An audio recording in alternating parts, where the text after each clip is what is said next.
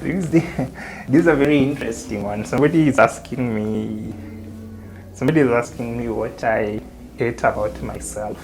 I think hate is a huge word. I think it's a word that is filled with negative tension in it. Hate, like hate about myself. Maybe to rephrase your question, what I'm not comfortable about myself. For a very long time, I've struggled with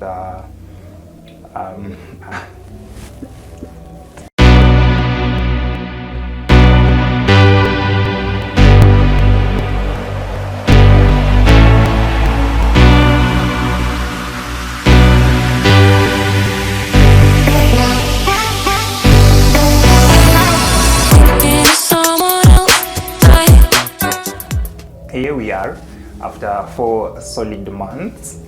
I last put up a video I think 4 months ago, and since then I've been receiving a lot of correspondence on where did I go to, what happened to my channel, do I intend to build more content, do I intend to do a little bit of more storytelling to my lovely people. The answer is yes. I'm back and it's good to be back, guys. It's awesome to be back. It's awesome to finally come back and share this little space of mine with you, and I'm very grateful for the feedback that you guys have continued to exhibit, especially on my Facebook platform where I do storytelling. I do fictional storytelling once in a while, and I tell you guys, it's been so relaxing and so inspirational to read your feedback, especially on my private messages. Guys who've kept on telling me that indeed they keep on seeing themselves in my pieces. They keep on mirroring their lives, the occurrences in their lives in the fictional stories that I do on Facebook. And to be very honest, I'm grateful. And to show my gratitude to you, I promise to be a little bit more consistent. Storytelling, fictional storytelling is a creative thought process. You have to put in hours and hours of brooding, intellectual brooding, a lot of calmness, a lot of deep thought, so that you can generate a very nice literal flow of stories that are impactful. So if the Nairobi schedules would allow me to do storytelling every day, guys, I would be suffocating your lives and your spaces with the fictional stuff. But then you have a life to live outside storytelling. I have a career to pursue. I've got studies going on. I've got a social life to keep. So I just have to do it once in a while. But then looking at the demand, over 10,000 friend requests in a month tells you that there's a huge desire to consume more stories, especially the stories that deliver us from the limited ways in which we think and feel. So you guys have called, so I gotta come. I have to come and serve you hot, and I promise to. So right about now, I just wanna answer a few questions that I've received. Q&A. This particular one is a brief one because I just want to give you a get to know me vibe. I'm gonna ask you, some of these questions are very intense, like some are embarrassing, but in the next couple of minutes I'm gonna answer these questions. People are asking about my age, people are asking whether I'm married, people are asking whether the stories I do on Facebook are inspired by real life occurrences.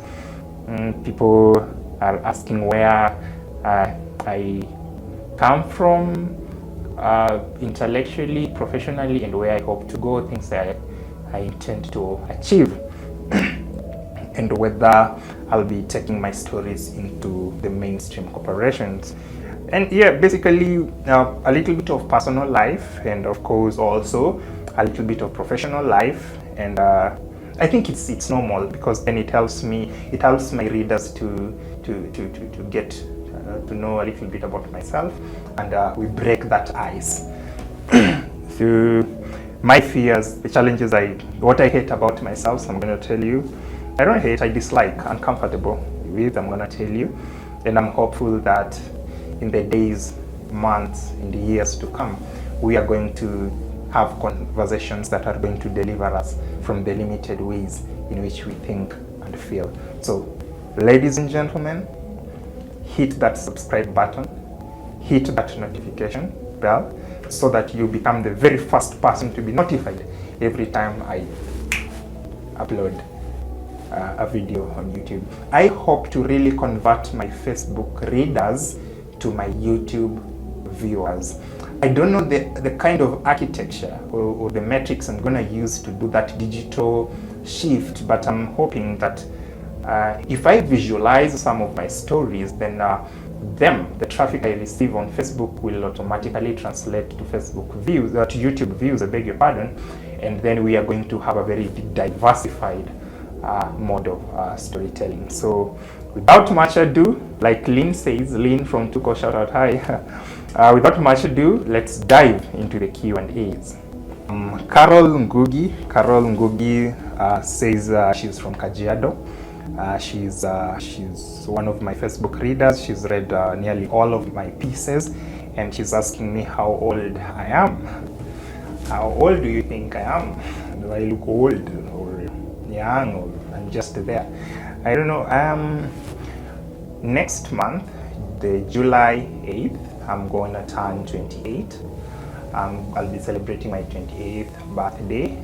So basically until July 8th, 27. As at the time that this video was going up, I was 27, so I'll be turning 28. I don't know how I'm gonna celebrate my birthday because I just don't know the perfect way to Immaculate, my Immaculate Nkunda, our CEO at Brookville College, tells me that we should, give back. We should get a center, an orphanage somewhere, and get them a little bit of things, personal effects and essentials, cutting across tissue papers, things to do with pads for the ladies, stationery, reading material, and that way, my birthday, my 28th birthday, would be fulfilling. So I think that's nice. You guys can come on board. I'm gonna leave a link on how you can accompany us. We go do a little bit of storytelling to those kids, breathe new and fresh air into their determination and hope. So on the screen, you can reach me through that particular contact. If you have some essential at home that you are not really in need of them, just the little essentials that are extras in your baskets, join us on the 8th of July as we head to one of the orphanage homes within, actually in the outskirts of Nairobi, so that we can bring sunshine to certain gloomy faces of the marginalized people, because that is why I do what I do. So yeah, Carol, turning 28, so basically I have 2 more years to start life officially.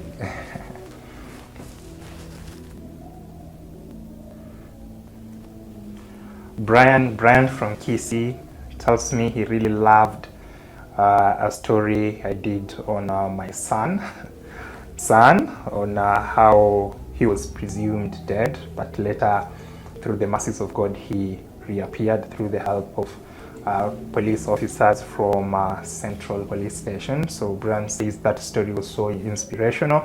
He loved it, and he continued to understand how God can work in a very miraculous ways. So Brian is asking, the stories I write on Facebook, are they inspired by real life occurrences? Are they things that I've undergone personally or my family? So Brian, no, these are fictional stuff. The things I think about, these are things I brood over, these are things that I just calmly let my mind flow into the possibilities of what could be going on in people's lives. And to be very honest, from the feedbacks I've gotten over time, it happens that these things actually happen to people. People are going through these things, and my stories mirror some sort of reflection to what happens in real life. Personally, they haven't happened to me, and they're just meant to tell guys that, hey, it's going on, breathe, live, breathe again. Sooner it's gonna be in the past, and joy will come in the morning. So these stories do not reflect any personal occurrences or those of my family. So Brian, thank you for being a reader of mine. Look forward to more, and I hope that you are answered. Sharon is asking what my daytime job is, where I work, what I do for a living. So thank you, Sharon, for the question. I am a public relations consultant.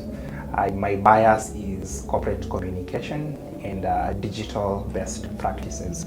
So my everyday job includes training business owners, especially early stage and mid-stage founders, on how to position their brands or businesses online. So I'm able to walk them through some of the best practices, and also I'm able to have conversations with them on the evolution of the digital space, the do's and the don'ts, and how they can humanize their brands to attract more people. You know, the visibility aspects of businesses. That is what I train on. I also do social media management for a number of companies. I help them to navigate the daily the digital, the content development, management of feedbacks, and the packaging of adverts, media liaison, generally PR back to back. So that's what I consult in. I'm also taking my studies on a field that I will be able to tell you guys later. And yeah, so basically that's what I do. If you want to figure out your online presence, if you want to figure out your online visibility, either personal visibility or your brand or business, my contacts, both phone contacts and emails are there. You can check them out. Hit me up. Let's link up. My office is at the CBD, and we can always talk. We can converse and make sense of all these things. So, Charles, that's what I do. That's what pays my rent and puts food on my table.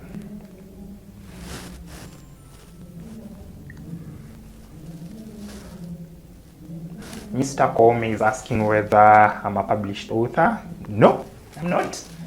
I know you're gonna ask why I don't have a book to my name.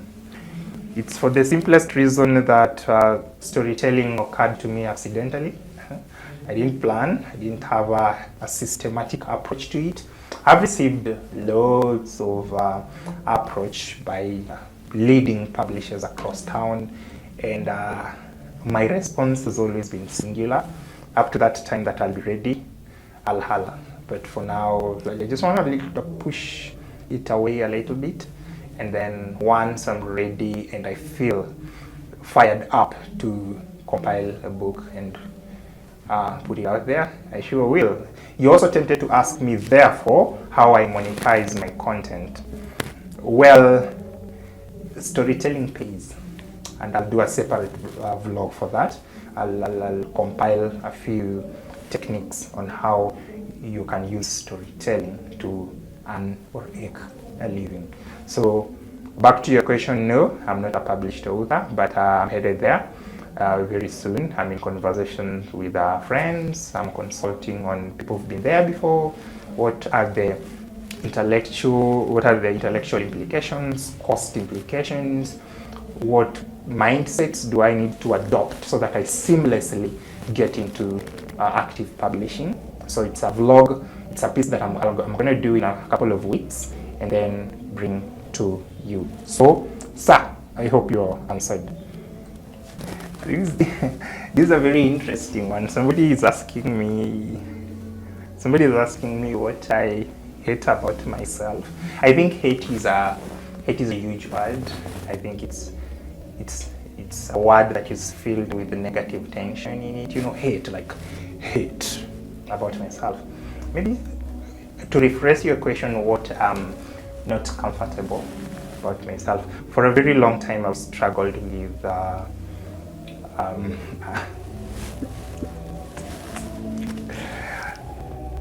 weight. Yeah, I've struggled with my weight, but I've always found a way of making people think that I love my weight. But it's something that if I could continue eating but lose weight, it's not possible, right? Don't give me that look. Don't give me that look. But it's something that I continue to really feel. I know I need to hit the gym. I know that bit. I also know the bit where I'm supposed to be jogging every morning. I know. I also know that bit where I'm supposed to take more vegetables and fruits and salads and smoothies and cut on red meat and carbs and all that steamy vibe that comes with weight loss. I know that bit, but then, well, it's hard.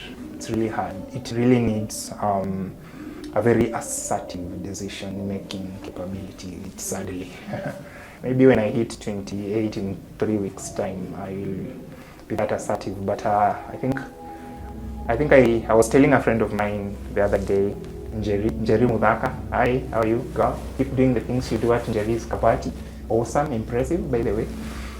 So I was telling Miss Mudhaka that I really need what Lillian Muli calls a total lifestyle change, from mindset to daily activities, so that it can help me with my weight. But yeah, so if you have a very unique way that I can shred a little bit and you know what I mean, you can hit me up. Just don't come and tell me to start going to the gym. Kwani unaenda? Are you going? When was the last time you went into a treadmill and did 5 kilometers in one go?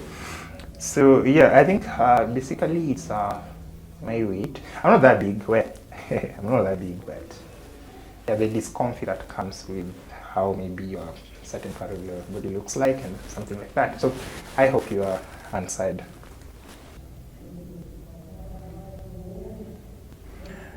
Yeah, somebody's also asking me whether I'm going to be more consistent on YouTube. Yes, from today onwards, this camera is not leaving me and you up at yeah, I hope to shift my storytelling from Facebook and do visual acts. I've done a couple. They were so much welcomed by my viewers, and I tend to do more. If you wanna collaborate, if you wanna hook me up with the mainstream vloggers, shout out to you all. You guys are doing amazing work, and I would really love to be part of you guys. I hope I will someday. Yeah, so I'll try to put up something every week or twice a week, as dependent on how much time we'll be having on our plates. But yeah, I don't think I'll skip a week. So we'll do a little bit of storytelling here, we'll cross over to Facebook, drop something there, chill on Instagram, and do a few lives, decent lives, Yeah, so I promise to try to be consistent. Thank you. My parting shot is that joy comes in the morning. Yeah, that's my parting shot. Joy comes in the morning. Breathe. Just breathe. And go through it with a lot of hope and prayer. Be good to people. I try to. I don't know if I am, you guys will let me know, but just do what you have to do. Let nobody tell you, oh, no. Go through it, breathe it, live it, because joy comes in the morning. And I'm not the very best person to advise anyone on anything, but I believe that the same way that dawn gives way to dusk, so shall dusk give way to dawn. Bye-bye.